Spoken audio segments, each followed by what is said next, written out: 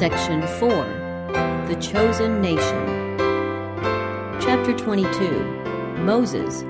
This chapter is based on Exodus 1-4. The people of Egypt, in order to supply themselves with food during the famine, had sold to the crown their cattle and lands, and had finally bound themselves to perpetual serfdom. Joseph wisely provided for their release. He permitted them to become royal tenants, holding their lands of the king and paying an annual tribute of 1/5 of the products of their labor. But the children of Jacob were not under the necessity of making such conditions. On account of the service that Joseph had rendered the Egyptian nation, they were not only granted a part of the country as a home, but were exempted from taxation and liberally supplied with food during the continuance of the famine. The king publicly acknowledged that it was through the merciful interposition of the God of Joseph that Egypt enjoyed plenty, while other nations were perishing from famine. He saw, too, that Joseph's management had greatly enriched the kingdom, and his gratitude surrounded the family of Jacob with royal favor. But as time rolled on, the great man to whom Egypt owed so much, and the generation blessed by his labors, passed to the grave. And there arose up a new king over Egypt, which knew not Joseph. Not that he was ignorant of Joseph's services to the nation, but he wished to make no recognition of them, and, so far as possible, to bury them in oblivion. And he said unto his people, Behold, the people of the children of Israel are more and mightier than we. Come on, let us deal wisely with them, lest they multiply, and it come to pass that when there falleth out any war, they join also unto our enemies, and fight against us, and so get them up out of the land. The Israelites had already become very numerous. They were fruitful, and increased abundantly, and multiplied, and waxed exceeding mighty, and the land was filled with them. Under Joseph's fostering care, and the favor of the king who was then ruling, they had spread rapidly over the land. But they had kept themselves a distinct race, having nothing in common with the Egyptians in customs or religion, and their increasing numbers now excited the fears of the king and his people, lest in case of war they should join themselves with the enemies of Egypt.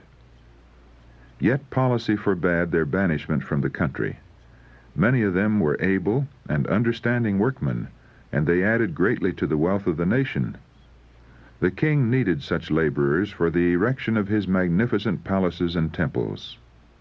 Accordingly, he ranked them with the Egyptians who had sold themselves with their possessions to the kingdom. Soon taskmasters were set over them, and their slavery became complete. And the Egyptians made the children of Israel to serve with rigor, and they made their lives bitter with hard bondage, in mortar and in brick, and in all manner of service in the field. All their service, wherein they made them serve, was with rigor. But the more they afflicted them, the more they multiplied and grew. The king and his counselors had hoped to subdue the Israelites with hard labor, and thus decrease their numbers and crush out their independent spirit. Failing to accomplish their purpose, they proceeded to more cruel measures. Orders were issued to the women, whose employment gave them opportunity for executing the command, to destroy the Hebrew male children at their birth. Satan was the mover in this matter. He knew that a deliverer was to be raised up among the Israelites, and by leading the king to destroy their children, he hoped to defeat the divine purpose. But the women feared God, and dared not execute the cruel mandate. The Lord approved their course and prospered them. The king, angry at the failure of his design, made the command more urgent and extensive. The whole nation was called upon to hunt out and slaughter his helpless victims. And Pharaoh charged all his people, saying, Every son that is born ye shall cast into the river, and every daughter ye shall save alive. While this decree was in full force, a son was born to Amram and Jochebed, devout Israelites of the tribe of Levi. The babe was a goodly child, and the parents, believing that the time of Israel's release was drawing near, and that God would raise up a deliverer for his people, determined that their little one should not be sacrificed. Faith in God strengthened their hearts, and they were not afraid of the king's commandment. Hebrews chapter 11, verse 23. The mother succeeded in concealing the child for 3 months.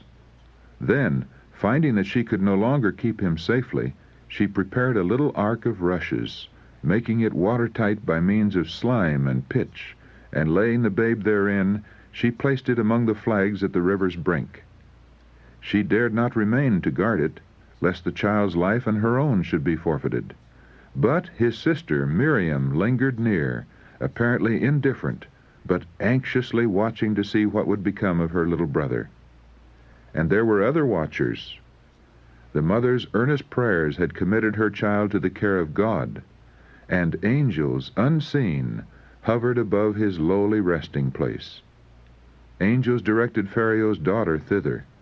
Her curiosity was excited by the little basket, and as she looked upon the beautiful child within, she read the story at a glance. The tears of the babe awakened her compassion, and her sympathies went out to the unknown mother who had resorted to this means to preserve the life of her precious little one. She determined that he should be saved. She would adopt him as her own. Miriam had been secretly noting every movement. Perceiving that the child was tenderly regarded, she ventured nearer, and at last said, "Shall I go and call to thee a nurse of the Hebrew women, that she may nurse the child for thee?" And permission was given. The sister hastened to her mother with the happy news, and without delay returned with her to the presence of Pharaoh's daughter. "Take this child away and nurse it for me, and I will give thee thy wages," said the princess. God had heard the mother's prayers. Her faith had been rewarded. It was with deep gratitude that she entered upon her now safe and happy task. She faithfully improved her opportunity to educate her child for God. She felt confident that he had been preserved for some great work, and she knew that he must soon be given up to his royal mother, to be surrounded with influences that would tend to lead him away from God. All this rendered her more diligent and careful in his instruction than in that of her other children. She endeavored to imbue his mind with the fear of God and the love of truth and justice, and earnestly prayed that he might be preserved from every corrupting influence. She showed him the folly and sin of idolatry, and early taught him to bow down and pray to the living God, who alone could hear him and help him in every emergency. She kept the boy as long as she could, but was obliged to give him up when he was about 12 years old. From his humble cabin home he was taken to the royal palace, to the daughter of Pharaoh, and he became her son. Yet, even here he did not lose the impressions received in childhood.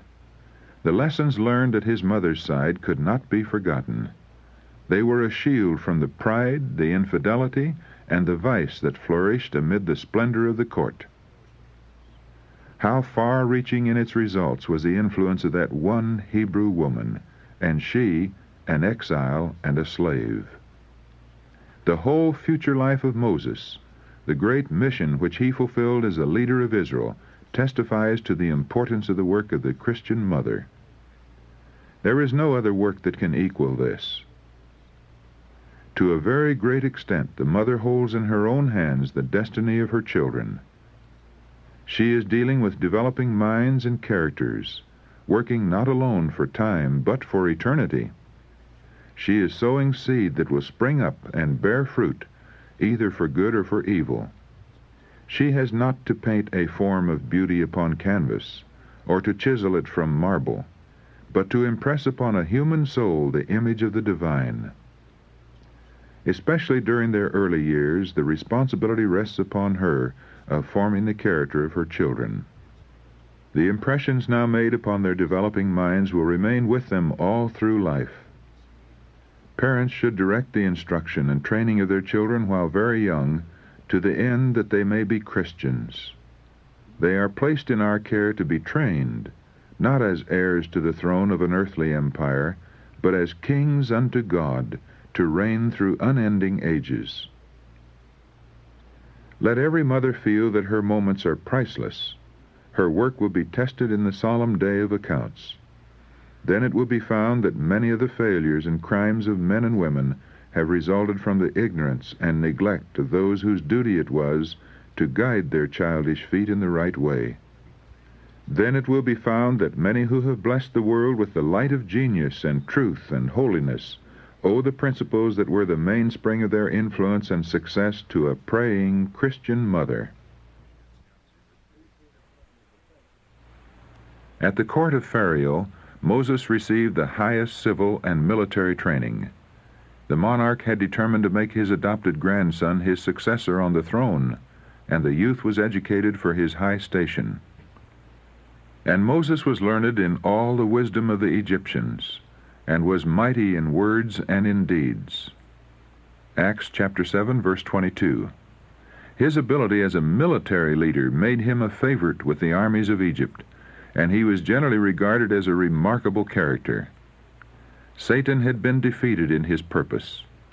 The very decree condemning the Hebrew children to death had been overruled by God for the training and education of the future leader of his people. The elders of Israel were taught by angels that the time for their deliverance was near, and that Moses was the man whom God would employ to accomplish this work. Angels instructed Moses also that Jehovah had chosen him to break the bondage of his people. He, supposing that they were to obtain their freedom by force of arms, expected to lead the Hebrew host against the armies of Egypt, and having this in view, he guarded his affections, lest in his attachment to his foster mother or to Pharaoh he would not be free to do the will of God.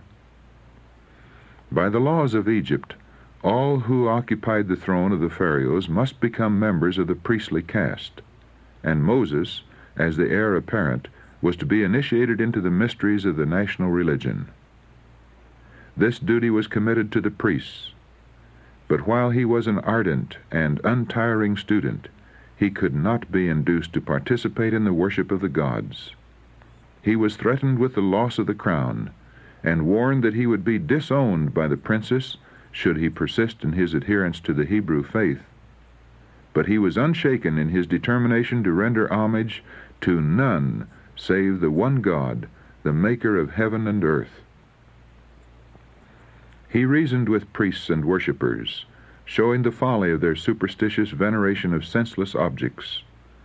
None could refute his arguments or change his purpose. Yet, for the time, his firmness was tolerated on account of his high position and the favor with which he was regarded by both the king and the people. By faith, Moses, when he was come to years, refused to be called the son of Pharaoh's daughter, choosing rather to suffer affliction with the people of God than to enjoy the pleasures of sin for a season, esteeming the reproach of Christ greater riches than the treasures in Egypt, for he had respect unto the recompense of the reward. Hebrews chapter 11, verses 24 to 26. Moses was fitted to take preeminence among the great of the earth, to shine in the courts of its most glorious kingdom, and to sway the scepter of its power. His intellectual greatness distinguishes him above the great men of all ages. As historian, poet, philosopher, general of armies, and legislator, he stands without a peer. Yet, with the world before him, he had the moral strength to refuse the flattering prospects of wealth and greatness and fame, choosing rather to suffer affliction with the people of God than to enjoy the pleasures of sin for a season. Moses had been instructed in regard to the final reward to be given to the humble and obedient servants of God, and worldly gain sank to its proper insignificance in comparison. The magnificent palace of Pharaoh and the monarch's throne were held out as an inducement to Moses. But he knew that the sinful pleasures that make men forget God were in its lordly courts. He looked beyond the gorgeous palace, beyond a monarch's crown, to the high honors that will be bestowed on the saints of the Most High in a kingdom untainted by sin. He saw by faith an imperishable crown that the King of Heaven would place on the brow of the overcomer. This faith led him to turn away from the lordly ones of earth and join the humble, poor, despised nation that had chosen to obey God rather than to serve sin. Moses remained at court until he was 40 years of age. His thoughts often turned upon the abject condition of his people, and he visited his brethren in their servitude and encouraged them with the assurance that God would work for their deliverance. Often, stung to resentment by the sight of injustice and oppression, he burned to avenge their wrongs. One day, while thus abroad, seeing an Egyptian smiting an Israelite, he sprang forward and slew the Egyptian. Except the Israelite, there had been no witness to the deed, and Moses immediately buried the body in the sand. He had now shown himself ready to maintain the cause of his people, and he hoped to see them rise to recover their liberty. He supposed his brethren would have understood how that God by his hand would deliver them, but they understood not. Acts chapter 7, verse 25. They were not yet prepared for freedom. On the following day, Moses saw two Hebrews striving together, one of them evidently at fault. Moses reproved the offender, who at once retaliated upon the reprover, denying his right to interfere and basely accusing him of crime. "Who made thee a prince and a judge over us?" he said. "Intendest thou to kill me as thou killest the Egyptian?" The whole matter was quickly made known to the Egyptians, and greatly exaggerated soon reached the ears of Pharaoh. It was represented to the king that this act meant much, that Moses designed to lead his people against the Egyptians, to overthrow the government, and to seat himself upon the throne, and that there could be no security for the kingdom while he lived. It was at once determined by the monarch that he should die, but becoming aware of his danger, he made his escape and fled toward Arabia. The Lord directed his course, and he found a home with Jethro, the priest and prince of Midian, who was also a worshiper of God. After a time, Moses married one of the daughters of Jethro, and here, in the service of his father-in-law, as keeper of his flocks, he remained 40 years. In slaying the Egyptian, Moses had fallen into the same error so often committed by his fathers, of taking into their own hands the work that God had promised to do. It was not God's will to deliver his people by warfare, as Moses thought, but by his own mighty power, that the glory might be ascribed to him alone. Yet even this rash act was overruled by God to accomplish his purposes. Moses was not prepared for his great work. He had yet to learn the same lesson of faith that Abraham and Jacob had been taught, not to rely upon human strength or wisdom, but upon the power of God for the fulfillment of his promises. And there were other lessons that, amid the solitude of the mountains, Moses was to receive. In the school of self-denial and hardship, he was to learn patience, to temper his passions. Before he could govern wisely, he must be trained to obey. His own heart must be fully in harmony with God before he could teach the knowledge of his will to Israel. By his own experience, he must be prepared to exercise a fatherly care over all who needed his help. Man would have dispensed with that long period of toil and obscurity, deeming it a great loss of time. But infinite wisdom called him, who was to become the leader of his people, to spend 40 years in the humble work of a shepherd. The habits of caretaking, of self-forgetfulness, and tender solicitude for his flock, thus developed, would prepare him to become the compassionate, long-suffering shepherd of Israel. No advantage that human training or culture could bestow could be a substitute for this experience. Moses had been learning much that he must unlearn. The influences that had surrounded him in Egypt, the love of his foster mother, his own high position as the king's grandson, the dissipation on every hand, the refinement, the subtlety, and the mysticism of a false religion, the splendor of idolatrous worship, the solemn grandeur of architecture and sculpture, all had left deep impressions upon his developing mind and had molded to some extent his habits and character. Time, Change of surroundings and communion with God could remove these impressions.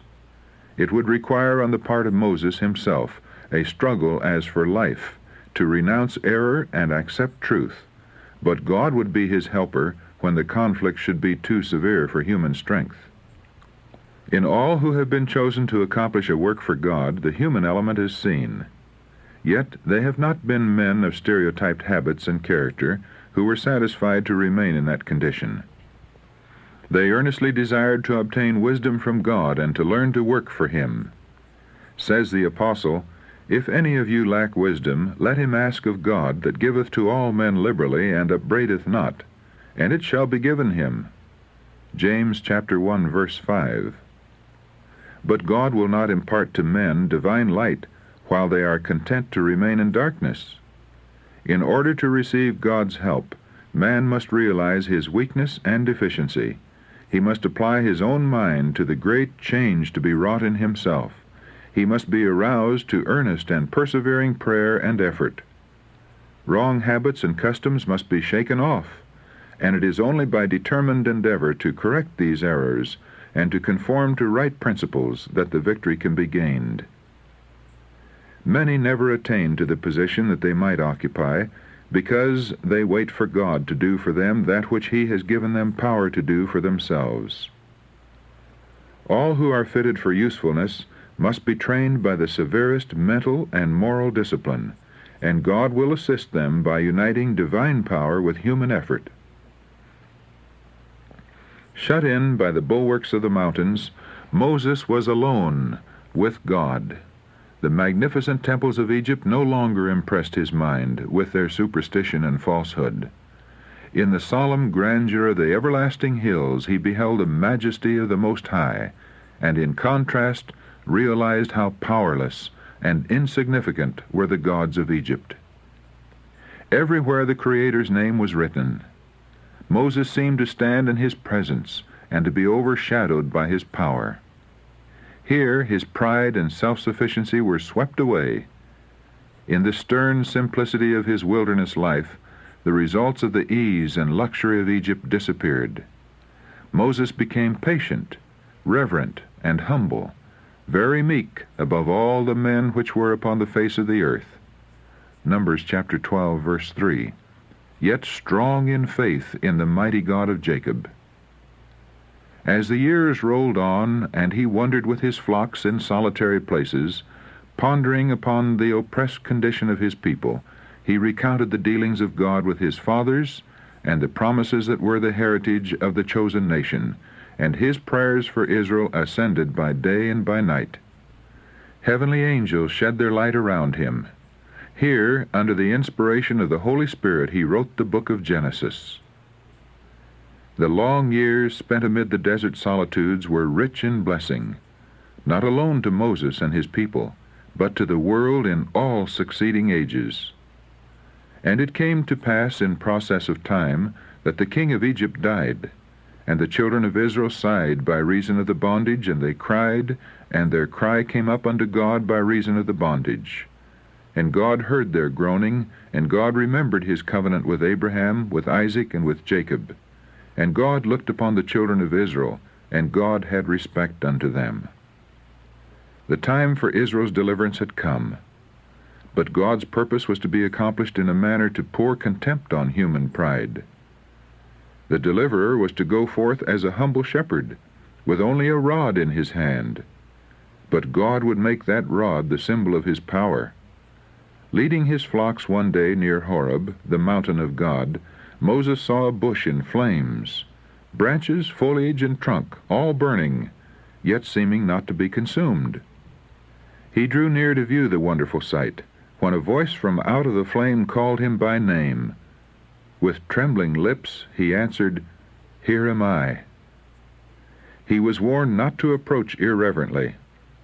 "Put off thy shoes from off thy feet, for the place whereon thou standest is holy ground. I am the God of thy father, the God of Abraham, the God of Isaac, and the God of Jacob." It was he who, as the angel of the covenant, had revealed himself to the fathers in ages past, and Moses hid his face, for he was afraid to look upon God. Humility and reverence should characterize the deportment of all who come into the presence of God. In the name of Jesus we may come before him with confidence, but we must not approach him with the boldness of presumption, as though he were on a level with ourselves.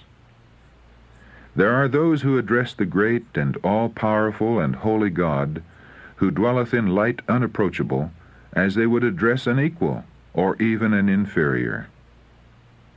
There are those who conduct themselves in his house as they would not presume to do in the audience chamber of an earthly ruler.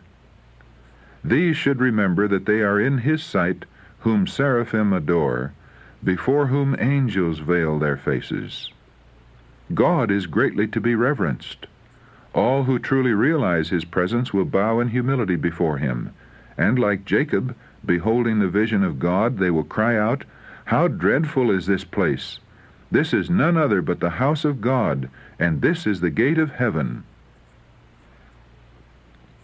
As Moses waited in reverent awe before God, the words continued, "I have surely seen the affliction of my people which are in Egypt, and have heard their cry by reason of their taskmasters. For I know their sorrows, and I am come down to deliver them out of the hand of the Egyptians, and to bring them up out of that land unto a good land and a large, unto a land flowing with milk and honey. Come now, therefore, and I will send thee unto Pharaoh, that thou mayest bring forth my people, the children of Israel, out of Egypt." Amazed and terrified at the command, Moses drew back, saying, "Who am I, that I should go unto Pharaoh, and that I should bring forth the children of Israel out of Egypt?" The reply was, "Certainly I will be with thee, and this shall be a token unto thee, that I have sent thee. When thou hast brought forth the people out of Egypt, ye shall serve God upon this mountain." Moses thought of the difficulties to be encountered, of the blindness, ignorance, and unbelief of his people, many of whom were almost destitute of a knowledge of God. "Behold," he said, "when I come unto the children of Israel, and shall say unto them, The God of your fathers has sent me unto you, and they shall say to me, What is his name? What shall I say unto them?" The answer was, "I am that I am." Thus shalt thou say unto the children of Israel, I am hath sent me unto you. Moses was commanded first to assemble the elders of Israel, the most noble and righteous among them, who had long grieved because of their bondage, and to declare to them a message from God with a promise of deliverance. Then he was to go with the elders before the king, to say to him, The Lord God of the Hebrews hath met with us, and now let us go, we beseech thee, 3 days' journey into the wilderness, that we may sacrifice to the Lord our God. Moses was forewarned that Pharaoh would resist the appeal to let Israel go. Yet the courage of God's servant must not fail, for the Lord would make this the occasion to manifest his power before the Egyptians and before his people. And I will stretch out my hand and smite Egypt with all my wonders which I will do in the midst thereof, and after that he will let you go. Direction was also given concerning the provision they were to make for the journey. The Lord declared, It shall come to pass that when ye go, ye shall not go empty, but every woman shall borrow of her neighbor, and of her that sojourneth in her house, jewels of silver, and jewels of gold, and raiment. The Egyptians had been enriched by the labor unjustly exacted from the Israelites, and as the latter were to start on their journey to their new home, it was right for them to claim the reward of their years of toil. They were to ask for articles of value, such as could be easily transported, and God would give them favor in the sight of the Egyptians. The mighty miracles wrought for their deliverance would strike terror to the oppressors, so that the requests of the bondmen would be granted. Moses saw before him difficulties that seemed insurmountable. What proof could he give his people that God had indeed sent him? Behold, he said, they will not believe me, nor hearken unto my voice, for they will say, The Lord hath not appeared unto thee. Evidence that appealed to his own senses was now given. He was told to cast his rod upon the ground. As he did so, it became a serpent, and Moses fled from before it. He was commanded to seize it, and in his hand it became a rod. He was bidden to put his hand into his bosom. He obeyed, and when he took it out, behold, his hand was leprous as snow. Being told to put it again into his bosom, he found on withdrawing it that it had become like the other. By these signs the Lord assured Moses that his own people, as well as Pharaoh, should be convinced that one mightier than the king of Egypt was manifest among them. But the servant of God was still overwhelmed by the thought of the strange and wonderful work before him. In his distress and fear, he now pleaded as an excuse a lack of ready speech. "O my Lord, I am not eloquent, neither heretofore nor since thou hast spoken unto thy servant, but I am slow of speech and of a slow tongue." He had been so long away from the Egyptians that he had not so clear knowledge and ready use of their language as when he was among them. The Lord said unto him, "Who hath made man's mouth? Or who maketh the dumb, or deaf, or the seeing, or the blind? Have not I the Lord?" To this was added another assurance of divine aid. "Now therefore go, and I will be with thy mouth, and teach thee what thou shalt say." But Moses still entreated that a more competent person be selected. These excuses at first proceeded from humility and diffidence, but after the Lord had promised to remove all difficulties, and to give him final success, then any further shrinking back and complaining of his unfitness showed distrust of God. It implied a fear that God was unable to qualify him for the great work to which he had called him, or that he had made a mistake in the selection of the man. Moses was now directed to Aaron, his elder brother, who, having been in daily use of the language of the Egyptians, was able to speak it perfectly. He was told that Aaron was coming to meet him. The next words from the Lord were an unqualified command. "Thou shalt speak unto him, and put words in his mouth, and I will be with thy mouth and with his mouth, and will teach you what ye shall do, and ye shall be thy spokesman unto the people. And he shall be, even he shall be to thee instead of a mouth, and thou shalt be to him instead of God. And thou shalt take this rod in thine hand, wherewith thou shalt do signs." He could make no further resistance, for all ground for excuse was removed. The divine command given to Moses found him self-distrustful, slow of speech, and timid. He was overwhelmed with a sense of his incapacity to be a mouthpiece for God to Israel. But having once accepted the work, he entered upon it with his whole heart, putting all his trust in the Lord. The greatness of his mission called into exercise the best powers of his mind. God blessed his ready obedience, and he became eloquent, hopeful, self-possessed, and well fitted for the greatest work ever given to man. This is an example of what God does to strengthen the character of those who trust him fully and give themselves unreservedly to his commands. A man will gain power and efficiency as he accepts the responsibilities that God places upon him, and with his whole soul seeks to qualify himself to bear them aright. However humble his position or limited his ability, that man will attain true greatness who, trusting to divine strength, seeks to perform his work with fidelity. Had Moses relied upon his own strength and wisdom, and eagerly accepted the great charge, he would have evinced his entire unfitness for such a work.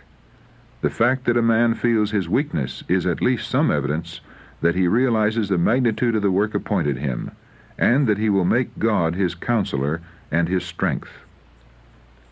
Moses returned to his father-in-law and expressed his desire to visit his brethren in Egypt. Jethro's consent was given. With his blessing, "Go in peace." With his wife and children, Moses set forth on the journey. He had not dared to make known the object of his mission, lest they should not be allowed to accompany him. Before reaching Egypt, however, he himself thought it best for their own safety to send them back to the home in Midian. A secret dread of Pharaoh and the Egyptians, whose anger had been kindled against him 40 years before, had rendered Moses still more reluctant to return to Egypt. But after he had set out to obey the divine command, the Lord revealed to him that his enemies were dead. On the way from Midian, Moses received a startling and terrible warning of the Lord's displeasure. An angel appeared to him in a threatening manner, as if he would immediately destroy him. No explanation was given, but Moses remembered that he had disregarded one of God's requirements. Yielding to the persuasion of his wife, he had neglected to perform the rite of circumcision upon their youngest son.